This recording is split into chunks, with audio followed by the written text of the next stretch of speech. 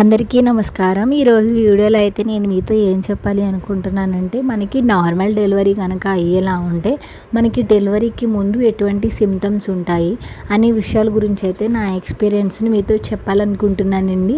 ఎవరైతే నా ఛానల్ని ఫస్ట్ టైం చూస్తున్నారో నచ్చితే కనుక ఒక లైక్ చేసి నా ఛానల్ని సబ్స్క్రైబ్ చేయడం అయితే అస్సలు మర్చిపోకండి.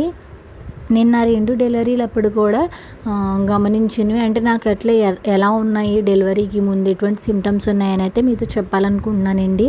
ఇవి అందరిలో ఒకేలా ఉంటాయని అయితే నేను చెప్పట్లేదు, బట్ నా ఎక్స్పీరియన్స్ని అయితే మీతో చెప్పాలి అనుకుంటున్నాను. ఫస్ట్ డెలివరీ అప్పుడైతే నాకు డెలివరీకి 1 వీక్ ముందు నుంచి కూడా నాకు వైట్ డిశ్చార్జ్ అనేది అయితే బాగా అయ్యేదనమాట. అంటే బ్రౌనిష్ కలర్లో లాగా తీగలాగా అయ్యేదండి. అలా నాకు 1 వీక్ అయిందనమాట. ఎందుకంటే బేబీ హెడ్ అనేది మనకి కిందికి జారి పెల్విక్స్లో ఫిక్స్ అవుతుంది కదా. సో ఆ టైంలో మనకి డెలివరీ అంటే ప్రసవం అనేది దగ్గర పడినప్పుడు మనకి వైట్ డిశ్చార్జ్ బాగా థిక్గా డార్క్గా అవ్వడం, బ్రౌనిష్ కలర్లో తీగలాగా అవ్వడం అయితే ఖచ్చితంగా అయితే జరుగుతుందండి. అలాగే మనకి ఇంకా రోజులు దగ్గర పడుతున్న కొద్దీ కూడా పెల్విస్లో బాగా పెయిన్ అయితే బాగా పెరుగుతుందనమాట.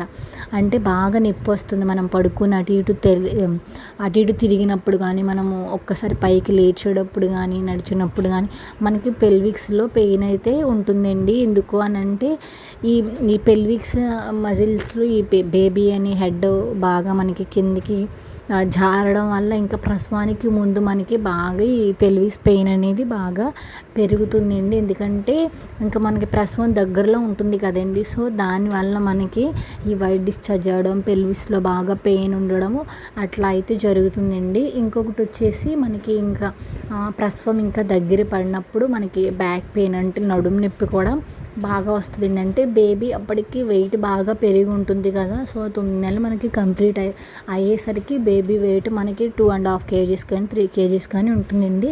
సో ఈ వెయిట్ అంతా మనకి ఆ పొట్ట కిందకి జారి మనకి మొత్తం వెయిట్ అంతా బరువు అంతా మనకి వెన్నుపైన పడుతుందండి.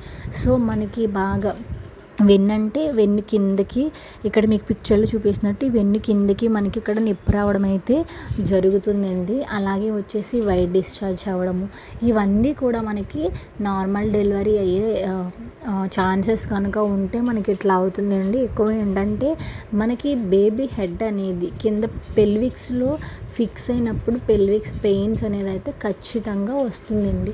అలాగే హెడ్ కిందకి పెల్విక్స్లో ఫిక్స్ అయ్యి కిందకి జారినప్పుడు మనకి ఇలా వైట్ డిశ్చార్జ్లో వైట్లా థిక్గా అవ్వడం కానీ తీగల్లా అవ్వడం కూడా అయితే జరుగుతుందండి. ఈ సిమ్టమ్స్ అయితే నేను మా పెద్ద బాబు అప్పుడు కూడా సేమ్ అలాగే ఉంది, చిన్న బాబు అప్పుడు అలాగే ఉంది. కానీ ఫస్ట్ డెలివరీకి అయితే 1 వీక్ ముందు నుంచి అయిందండి. ఇలాగా డెలివరీ అవ్వడానికి అయితే 1 వీక్ టైం పట్టింది. బట్ సెకండ్ అయితే అలా ఏం లేదనమాట. నాకైతే ముందు ఒక 10 days ఈడీడీకి ముందే 10 days ముందే అయితే డెలివరీ అనేది అయితే అయిపోయింది.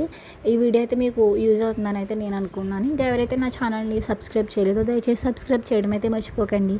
Thank you for watching.